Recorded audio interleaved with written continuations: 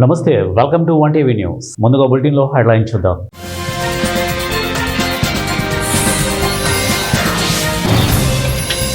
పదహారున కర్నూలుకు ప్రధాని Modi, GST సంస్కరణలపై road షోకు హాజరు.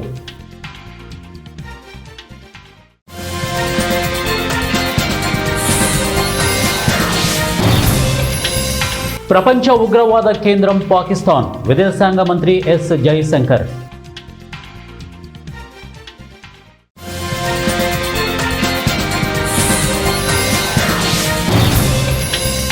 ముగిసిన అసెంబ్లీ సమావేశాలు, 8 రోజుల పాటు జరిగిన సభ, 23 బిల్లులకు ఆమోదం.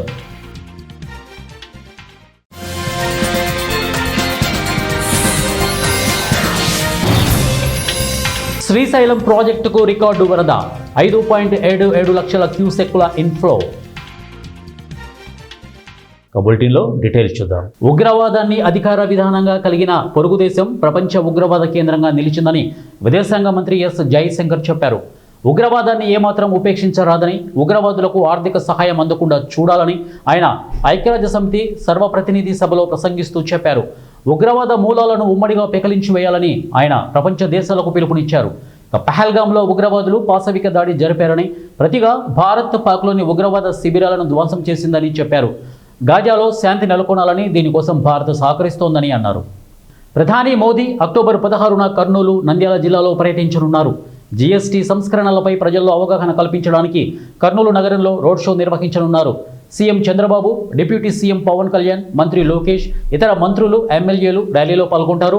అలాగే శ్రీశైల మల్లికార్జున స్వామిని మోదీ దర్శించుకొని ప్రత్యేక పూజలు చేస్తారు. అలాగే వివిధ అభివృద్ధి కార్యక్రమాలు, ఇప్పటికే పూర్తి చేసిన పలు ప్రగతి పనులకు శంకుస్థాపనలు, ప్రారంభోత్సవాలు చేసే అవకాశం ఉన్నట్లు సమాచారం.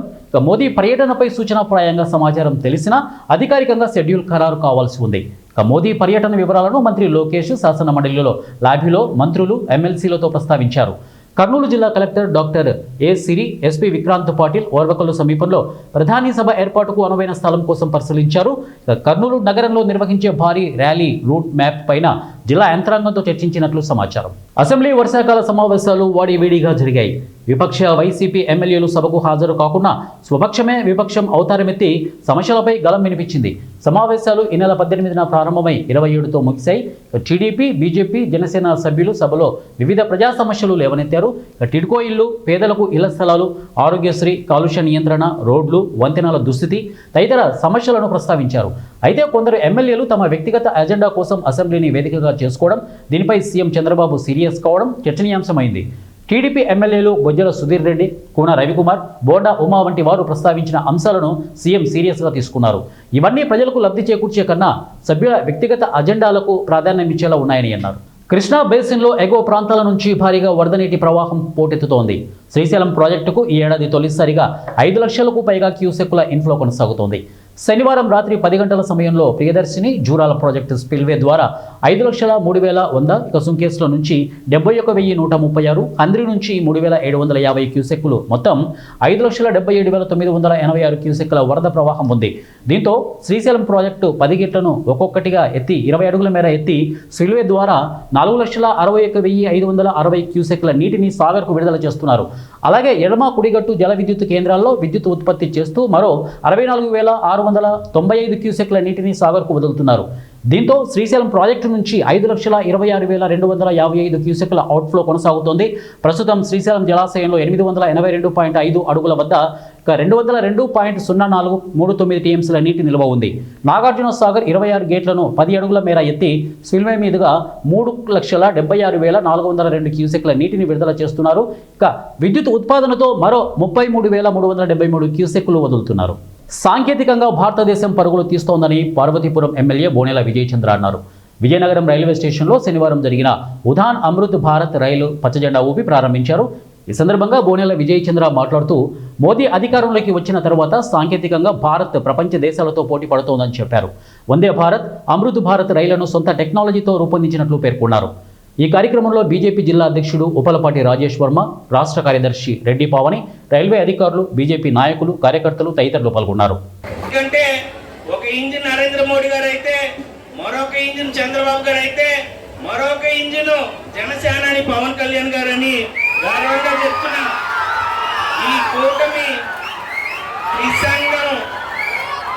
త్రిసంగం ఎంత పవిత్రమైనదో ఆంధ్రప్రదేశ్ ఉన్న 3 కూటములు, మన కూటములు కూడా అంతే పవిత్రమైనది. రాష్ట్రాన్ని, ఈ తెలుగు జాతిని ముందుకు తీసుకెళ్ళడం కోసం నిరంతరం ప్రయత్నం చేస్తుందనే విషయాన్ని తెలియజేస్తున్నాను. ఈరోజు మీరందరూ కూడా ఆనందించాల్సిన అవసరం ఇక్కడుండే ఎవరైతే వ్యాపారం చేస్తున్న వాళ్ళందరికీ కూడా డైరెక్ట్గా గుజరాత్కి కనెక్టివిటీ ఉంది. ఎవరైతే వస్త్ర వ్యాపారం చేస్తున్నారో, ఎవరైతే ఏ వ్యాపారాలు చేస్తున్నారో వాళ్ళకి ట్రైన్ చాలా అందుబాటులో. మనిషి ఆర్థికంగా ఎదగడం ఒక ఎత్తు అయితే పేదలను ఆర్థికంగా ఆదుకోవడం మరో ఎత్తు. ఈ నేపథ్యంలో ప్రకాశం జిల్లా మార్కాపురం పట్టణంలోని నిరుపేద మైనార్టీ కుటుంబంలో బిడ్డ వివాహం చేయుటకు ఆర్థిక స్తోమత లేక పలువురిని ఆశ్రయించగా ఎవరు ముందుకు రాకపోవడంతో విషయం తెలుసుకున్న BJP minority Morcha state vice president Shaik Shabana స్పందించారు. మీకు నేనున్నాను అంటూ భరోసా కల్పించి ఆర్థిక సహాయాన్ని అందించారు. ఆ నిరుపేద కుటుంబంలోని ఆ బిడ్డకు తన సొంత ఖర్చుతో నిఖా చేశారు. ఓ తల్లిగా, మహిళగా దాతృత్వంతో ముందుకు రావడంతో పలువురు ఆమె దాతృత్వానికి ప్రశంసిస్తున్నారు. పట్టణంలోని జగదీశ్వరి థియేటర్ సమీపంలో గల ప్రైవేటు ఫంక్షన్ హాల్ నందు నిఖా చేశారు.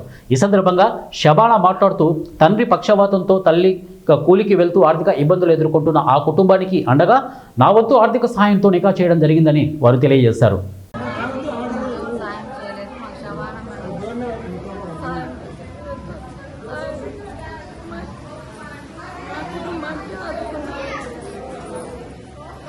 ఏదో నా చేత నేను సాయం చేశాను.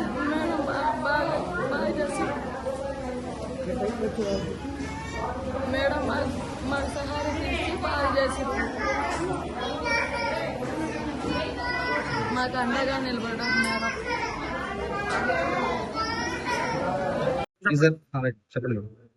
ఈ కార్యక్రమం చేయడానికి కారణం నేనేదో పబ్లిసిటీ అవ్వాలని కాదు. వాస్తవంగా వీళ్ళు అందరి దగ్గరికి వెళ్ళి హెల్ప్ అడుగుతున్నారు. ఇది నాకు నచ్చలేదు. ఎందుకంటే ముస్లిమ్స్ ఒక లేడీ బుక్కా వేసుకొని అందరి దగ్గరికి వెళ్ళి హెల్ప్ అడగటం నాకు చాలా బాధగా అనిపించింది. నేను చేయాలి, నా చేతనైన సహాయం నేను చేస్తానమ్మా. ఏడుస్తున్నారు నా దగ్గరకు వచ్చి, నాకు చేతనైన సహాయం చేయండి అని. నేను అనుకుంటే ఏదో గిఫ్ట్ ఇచ్చి వదిలేయచ్చు, కానీ వాళ్ళు అడుక్కున్న అందరూ తెలుసుకొని వెళ్తుంటే అడుక్కోమంటున్నారు. ఇది నాకు నచ్చలేదు. ఇది పబ్లిసిటీ చేయాలని కూడా నాకు లేదు. మామూలుగా మా ముస్లిమ్స్ తో మనం హెల్ప్ చేసామంటే పబ్లిసిటీ చేయకూడదు. కానీ దీనికి కారణం ఏంటిదంటే నేను ఇంకా ముందుకు వస్తారు, ఇలాంటి పేదవాళ్ళకి హెల్ప్ చేస్తారు. ఆడపిల్ల పెళ్లి చేయడం అంటే చాలా పెద్ద విషయం. అంటే ఒక పుణ్యం, హజ్ చేసినంత పుణ్యం మా ముస్లిమ్స్. నా చేతనైన సహాయం నేను చేశాను. దగ్గరుండి ఈ పెళ్లి నా శక్తిని మించి నేను చేయలేదు, నాకు శక్తి ఉన్నంత వరకే నేను చేశాను. ఇది చూసిన వాళ్ళు కూడా మనము హెల్ప్ చేద్దామనే ఉద్దేశంతో చూసి అని చెప్పి నేను ఇంటర్వ్యూ మాట్లాడుతున్నాను. దీనికి కారణం ఏదో నేను పబ్లిసిటీ అవ్వాలి, నాకేదో పైనుంచి గిఫ్ట్లు ఇస్తారు. పార్వతీపురం మన్యం జిల్లా భామిని మండలం బత్తిలి గ్రామంలో ప్రతి ఏడాది కోట దుర్గా నవరాత్రి ఉత్సవాలు ఘనంగా జరుగుతున్నాయి. ఈ నేపథ్యంలో ఈ సంవత్సరం కూడా నవరాత్రి ఉత్సవాల సందర్భంగా 6వ రోజు శనివారం 108 కలశాలతో ప్రధాన పురోహితులు రంప ఎర్రబాబు ఆధ్వర్యంలో భక్తులు భారీ ఊరేగింపు నిర్వహించి అమ్మవారి పాదాలకు అభిషేకం చేశారు. పురోహితులు మాట్లాడుతూ బ్రిటిష్ కాలంలో స్థాపింపబడిన ఈ అమ్మవారి గుడి అతి పురాతనమైందని, గత 35 సంవత్సరాల నుండి గ్రామ పెద్దలు ప్రజల సహకారంతో విగ్రహం తెచ్చి నవరాత్రి ఉత్సవాలు ఘనంగా నిర్వహించడం జరుగుతోందని వారు తెలియజేశారు.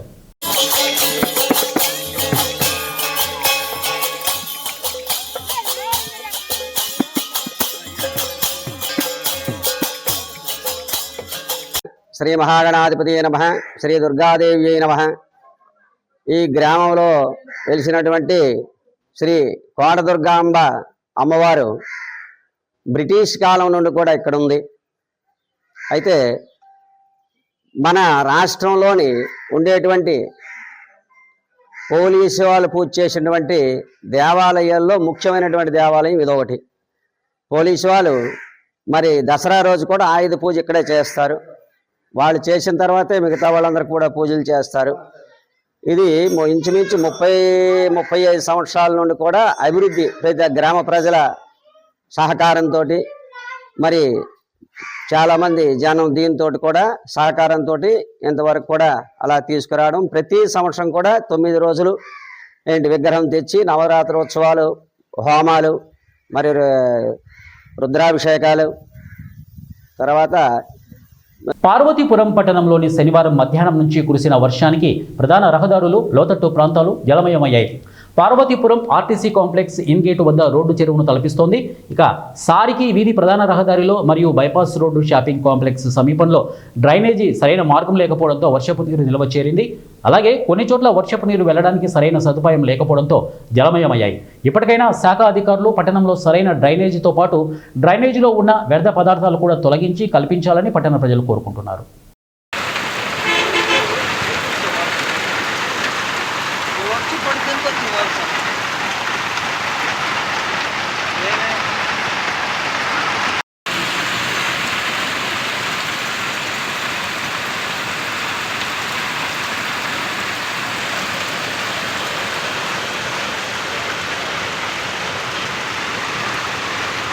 और क्या है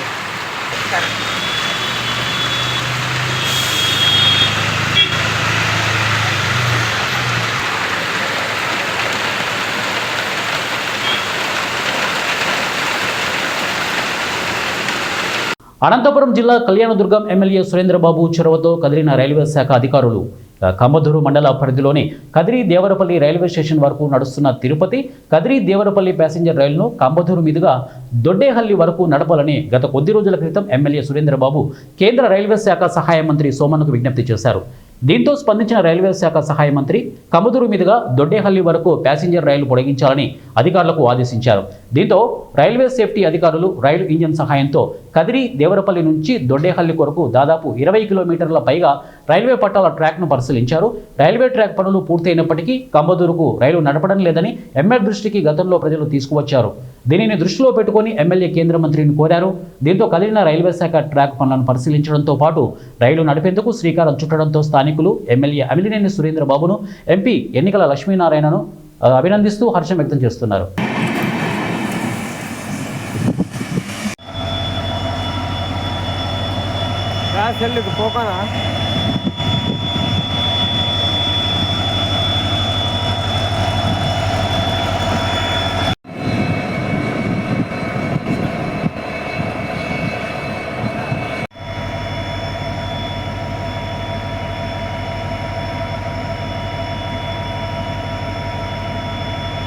శ్రీ సత్యసాయి జిల్లా కదిరిలో ఆర్టీసీ బస్సులో సీటు కోసం ఇద్దరు మహిళల మధ్య జరిగిన గొడవతో కదిరి పట్టణంలోని అంబేద్కర్ సర్కిల్ సమీపంలో ఆర్టీసీ బస్సు ముందు బైఠాయించి బాధిత వృద్ధ మహిళ ఆందోళనకు దిగింది. వృద్ధురాలైన తనకు కూర్చోడానికి కాస్త జాగా ఇవ్వమన్నందుకు తనపై కొందరు మహిళలు రక్తగాయాలు అయ్యేటట్లు దాడికి దిగి తీవ్రంగా గాయపరిచారని ఆందోళన వ్యక్తం చేసింది. దాడి చేసిన మహిళలను పోలీసులు అదుపులోకి తీసుకోవడంతో గొడవ సద్దుమణిగింది.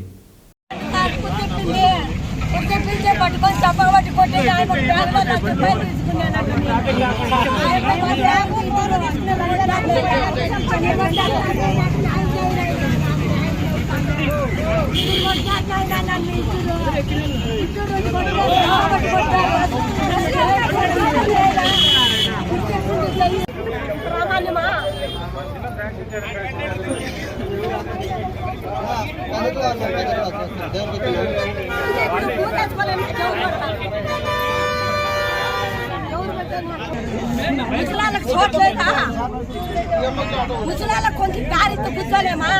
చూడండి, నెత్తగా రేపు తిరుగుతుంది. చూడండి చూడండి బాగా చూడండి. అమ్మకం చూడండి.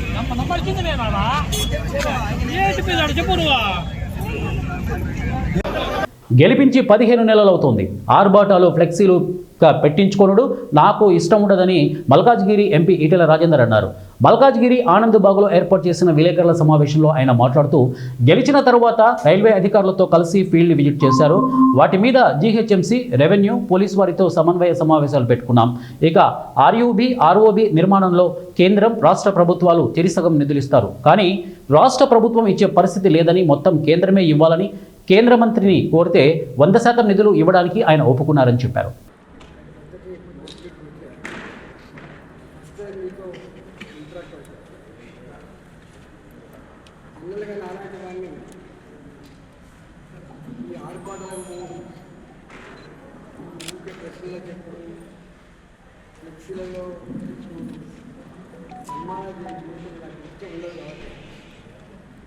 మామూలు మనిషి కాబట్టి పనివే పడతాను.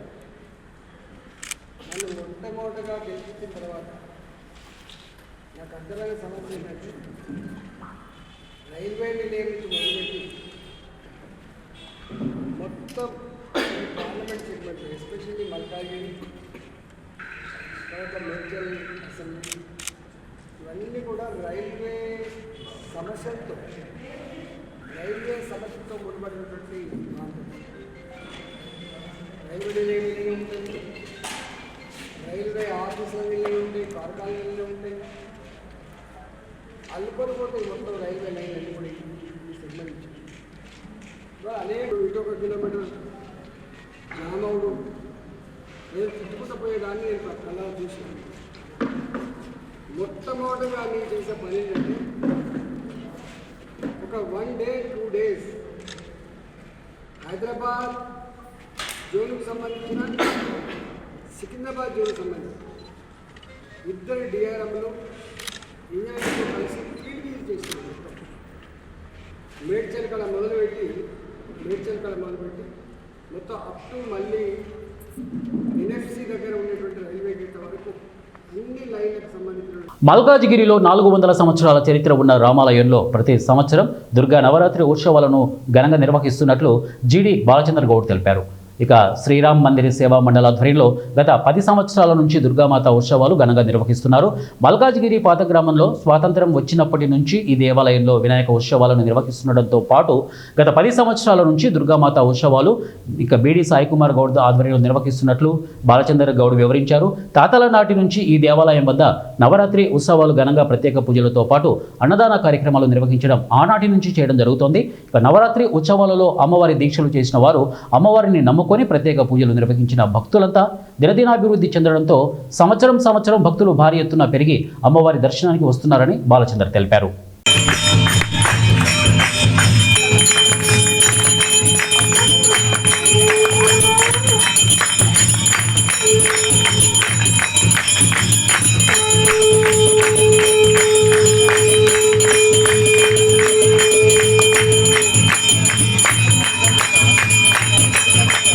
మల్కాజ్గిరికి సంబంధించిన గ్రామకంఠం. ఇక్కడ 400 సంవత్సరాల నుంచి రామాలయం ఉంది. ఈ రామాలయం అంటే మా ముత్తాతల నుంచి కూడా 3 తరాలు అయిపోయినాయి. అయితే ఇక్కడ ప్రత్యేకత ఏంటంటే స్వాతంత్రం రానప్పటి నుంచి కూడా ఇక్కడ వినాయకుడిని గత 9 ఏళ్ళుగా మా తమ్ముడు ఏమనుకున్నాడు, బాలగంగాధర్ తిలక్ గారి ఆదర్శంగా తీసుకొని పబ్లిక్లో చేద్దామని ఒక చిన్న మంచి ఆలోచన తీసుకొని వచ్చి ఈరోజు మీరు చూస్తున్నారు ఈ జనమంతా ఏ విధంగా వస్తున్నారు తండోబద్దండగా.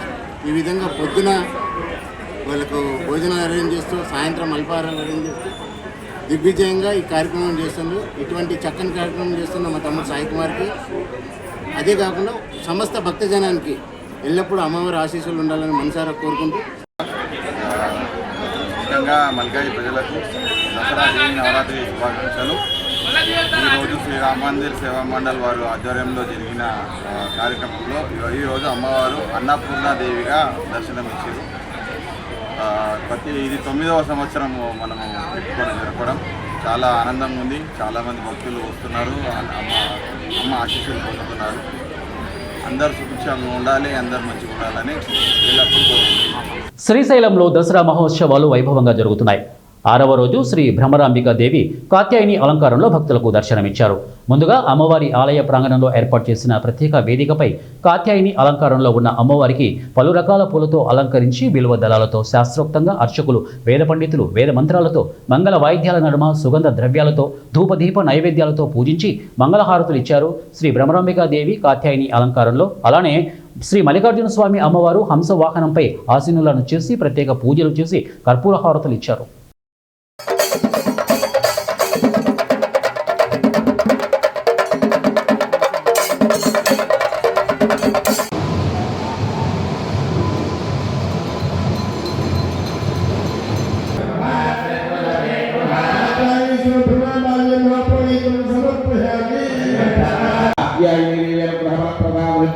देवी शरणवरात्रि शुभपर्वणि कात्यायनी देवी देवस्य धीमहि धियो यो न प्रचोदयात् सर्वभूतानां ब्रह्माधिपतिं ब्रह्माधिपतिं ब्रह्माधिपतिं दयापूर्ण सिन्धो नमस्ते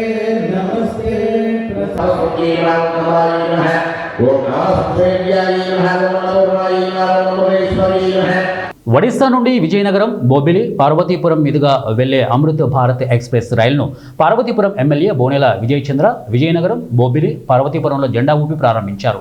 రైలులో ప్రయాణించి ప్రయాణికులతో మాట్లాడారు. అలాగే విద్యార్థులతో ముచ్చటించి అమృత భారత రైలు గురించి వివరించారు. ఈ సందర్భంగా ఎమ్మెల్యే మాట్లాడుతూ ప్రధాని మోదీ నాయకత్వంలో భారతదేశం వేగంగా అభివృద్ధి చెందుతోందని వెల్లడించారు. మన దేశ ప్రధాని నరేంద్ర మోడీ గారు ఒడిశా రైల్వే కోటంలో మన రైల్వేకి ఒడిశాలో ఫౌండేషన్ స్టోన్స్ వేస్తూ ఈరోజు బారంపూర్ నుంచి సూరత్కి అమృత్ భారత్ ఎక్స్ప్రెస్ని అనౌన్స్ చేయడం, ఆయన చేతుల మీద లాంచ్ చేయడం కూడా జరిగింది. కరెక్ట్గా సంవత్సరం ముందు ఇదే వేదిక పైన మనందరం కూడా వందే భారత్ని ఘనంగా ఆహ్వానం పలికాం. మళ్ళీ సంవత్సరంలో ఈరోజు వందే భారత్ని మళ్ళీ పార్వతీపురానికి అంతే గొప్ప ఆహ్వానం. వర్షం వస్తున్నా కానీ, టైం లేట్ అయినా కానీ ఈరోజు మీరు స్పిరిట్ చాలా ఆనందం అనిపించింది. ఎందుకంటే మీరు చూపిస్తున్న ప్రేమ, మీరు ఖచ్చితంగా ఎంత దూరంకి వెళ్ళడానికైనా పార్వతీపురం నియోజకవర్గ అభివృద్ధి కోసం ఎంత దూరమైనా, ఎంత ఇబ్బంది అయినా ఆ వెళ్ళడానికి కావాల్సిన ఎనర్జీ తెలుగుదేశం కార్యకర్తల నుంచి, అలాగే నా పార్వతీపురంలో ఉన్న ప్రతి ఒక్కరు ప్రజలిస్తున్న ఎనర్జీ అనే గర్వంగా చెప్పడం జరుగుతుంది. దసరా ఉత్సవాలలో భాగంగా శ్రీ వాసవి కన్యకా పరమేశ్వరి అమ్మవారిని ఎమ్మెల్సీ డిష్ గోవిందరెడ్డి, ఎమ్మెల్యే డాక్టర్ దాసరి సుధాతో పాటు పలువురు అమ్మవారిని దర్శించుకున్నారు.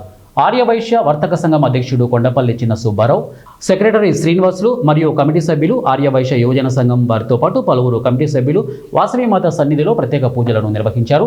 అమ్మవారి తీర్థ ప్రసాదాలను అందజేశారు. అమ్మవారు ఆశీర్వాదాలు పొందిన ఎమ్మెల్సీ, ఎమ్మెల్యే మాట్లాడుతూ ఎన్నో సంవత్సరాలుగా ఉత్సవాలను అంగరంగ వైభవంగా నిర్వహిస్తూ ఉండడం ఎంతో సంతోషంగా ఉందని వారన్నారు.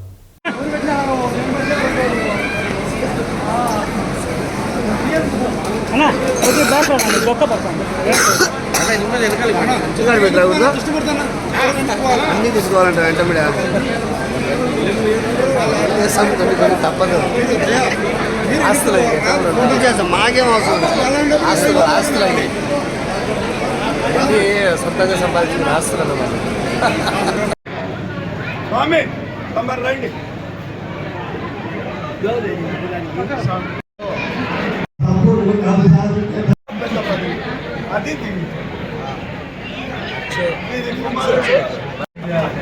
బద్వేలు పట్టణం సిద్ధవటం రోడ్డు నందుగల మహాత్మా జ్యోతిరావు, సావిత్రిబాయి పూలే విగ్రహాల వద్ద రజక ముద్దుబిడ్డ గుంటూరు పశ్చిమ తెలుగుదేశం శాసనసభ్యురాలు గల్లా మాధవి చిత్రపటానికి పాలాభిషేకం పూలే ఆశయ సాధన సమితి ఆధ్వర్యాన ఘనంగా నిర్వహించారు. ఈ సందర్భంగా పూలే ఆశయాల సాధన సమితి అధ్యక్షులు బద్వేలు గురుమూర్తి మాట్లాడుతూ బట్టలు ఉతికి మరియు మనిషి పుట్టక నుండి చావు వరకు సమాజానికి సేవ చేస్తున్న రజకులు అన్ని విధాల అసమానాలతో ఉన్నవారిపై కులదూషణలు, దాడులు, గ్రామ బహిష్కరణలు, స్త్రీల అత్యాచారాలు జరుగుతున్నాయని ఆవేదన వ్యక్తం చేశారు. అందరికీ నమస్కారం. నా పేరు బద్వేలు గురుమూర్తి. మరి మహాత్మా జ్యోతిరావు పూలే ఆశయ సాధన సమితి చైర్మన్ను. ఈరోజు మరి మాధవి గారు, గల్లా మాధవి రత గారు, మరి తెలుగుదేశం శాసనసభ్యురాలు గుంటూరు పశ్చిమ నియోజకవర్గం. మరి నిన్న జరిగినటువంటి అసెంబ్లీ సమావేశాల్లో అన్ని రంగాలలో వెనుకబడినటువంటి రజకుల గురించి, నా రజక బిడ్డలు ఈ విధంగా సామాజికంగా, ఆర్థికంగా అన్ని రంగాలలో వెనుకబడి ఉన్నారు. మరి మా రజక జాతిని ఎస్సీలో చేర్చాలని ఆమె చంద్రబాబు నాయుడికి విజ్ఞప్తి చేయడము మా అందరికీ కూడా ఎంతో హర్షదాయకము. మరి ఆమె యొక్క ఆ రజక బిడ్డ ఆ విధంగా అసెంబ్లీలో మాట్లాడడం ఇంతవరకు ఏ ఎమ్మెల్యే కూడా అసెంబ్లీలో మాట్లాడినటువంటి సందర్భాలు లేవు. మరి రజకులందరూ కూడా, రాష్ట్రంలోని రజకులందరూ కూడా ఆమెకు రుణపడి ఉంటాము. ఆమె రజకుల హృదయాల్లో నిలిచి ఉంటారని సభాముఖంగా తెలియజేసుకుంటూ, అదేవిధంగా చంద్రబాబు నాయుడుకి మేము ఒక విజ్ఞప్తి చేస్తున్నాం. మరి ఏకైక రజక ఎమ్మెల్యే మాధవి రత కాబట్టి ఆమెకు మంత్రి పదవి ఇవ్వాలని సభాముఖంగా మేము డిమాండ్ చేస్తున్నాము, విజ్ఞప్తి చేస్తున్నాము. బులెటిన్ ముగించే ముందు హెడ్లైన్స్ మరొకసారి.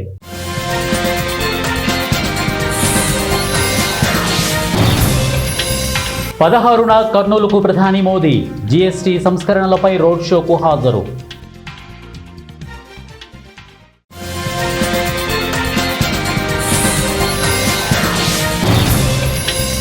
ప్రపంచ ఉగ్రవాద కేంద్రం పాకిస్తాన్, విదేశాంగ మంత్రి ఎస్ జైశంకర్.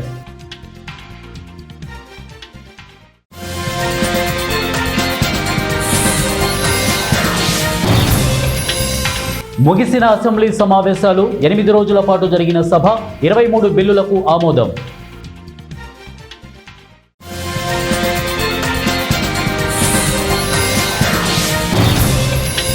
శ్రీశైలం ప్రాజెక్టుకు రికార్డు వరద. 5.77 లక్షల క్యూసెక్ల ఇన్ఫ్లో. ఇవే బులెటిన్ అప్డేట్స్. నెక్స్ట్ బులెటిన్లో కలుద్దాం. Until then keep watching 1 TV news. ప్రతిక్షణం ప్రజల పక్షం.